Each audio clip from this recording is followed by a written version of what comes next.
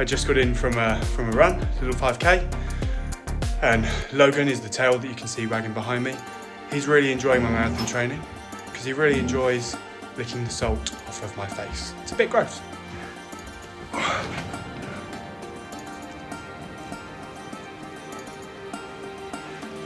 He's my biggest fan.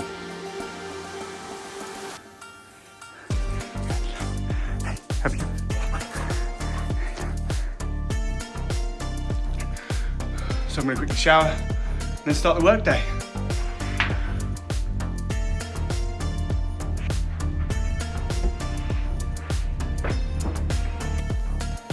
Hey everyone, so this is the second check-in for me as a non-runner prepping to run the marathon for Great Ormand Street Hospital in London. First things first, the great news is on fundraising, and that's that since I uploaded the first video, we've seen £125 of new donations, which will be £250 after my employer doubles the value of that and matches it. So we've gone from £395 from video 1 to we're now at £520 today. Thank you to everyone that donated. I really appreciate it. I'm sure that Gosh really appreciates it.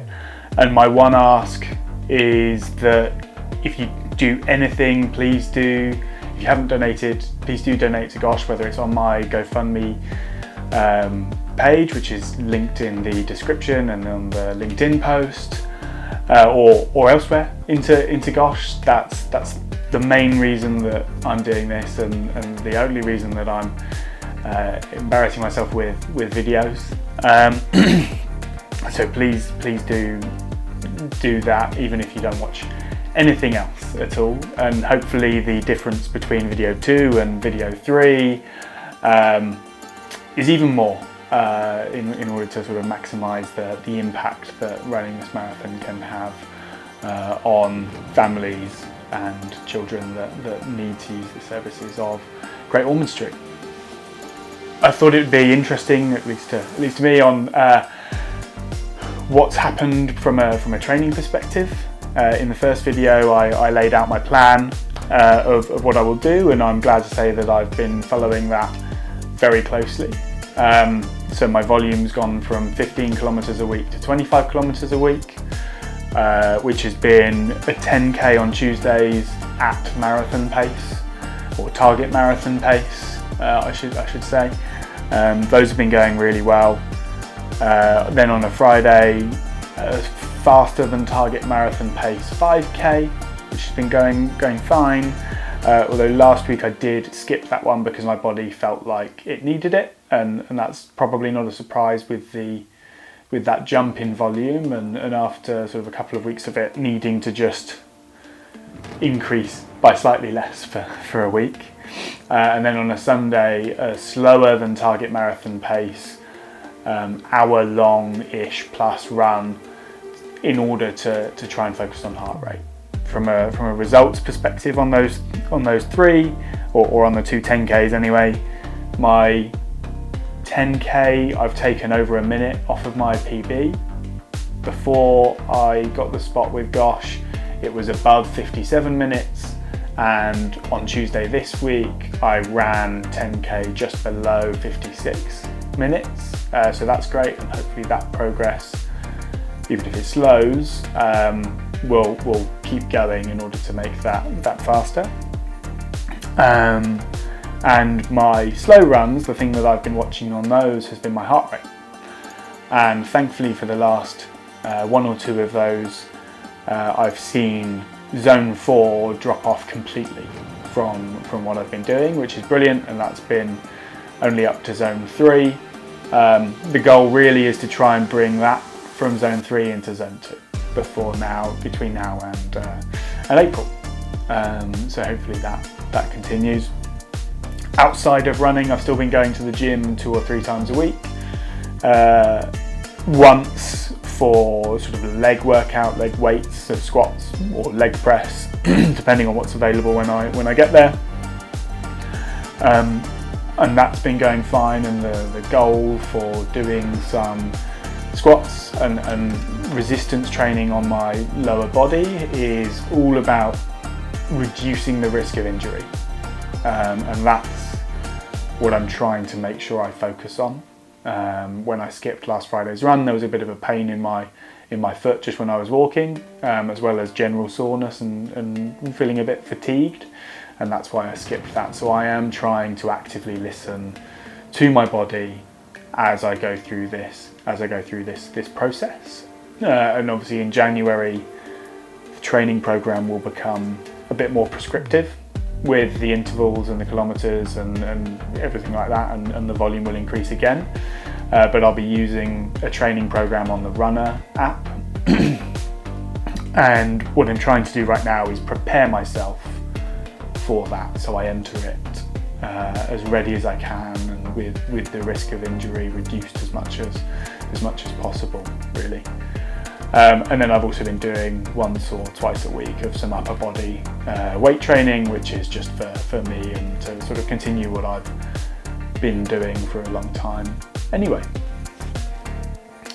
I've also changed or started taking supplements in a way that I haven't done for a very long time, not since I played rugby. And there are 4 supplements that I have started to take on a daily basis. The first is creatine, and that has been mainly based on what I've done previously, CrossFit and rugby. So creatine helps me sort of retain more water, gives me sort of more energy for that high impact workload, so it's probably helping more the weights at the gym than it is anything else. But it is also meant to reduce the risk of injury, and that's the reason for which I'm taking creatine. The second is magnesium, and I'm taking that in the evenings, everything else in the mornings, which is meant to aid with recovery and provide a better night's sleep. I'm not wearing a Whoop or anything or doing any sleep tracking, but I feel good despite having a 2-year-old who likes to wake up in early in the morning and bright and full of energy. And I'm also taking omega-3 is the third one, which from sort of reading, that's meant to reduce inflammation and also provide a better recovery. And finally, I'm taking a normal multivitamin, which has vitamin B for better energy, and vitamin D, which is meant to provide better bone and muscle health. Interestingly, I was also caught out on the Instagram algorithm by advertising for some type of mushrooms, I think it was cordyceps, which were advertised as increasing your VO2 max by 11% within 3 weeks. But I was warned by a colleague that I should look into the science of that, and it might be slightly bro science. And when I did look at the studies behind it, it looks like that increase in VO2 max has been monitored in elderly people who are quite immobile and not athletes. So I've opted not to take cordyceps or mushrooms.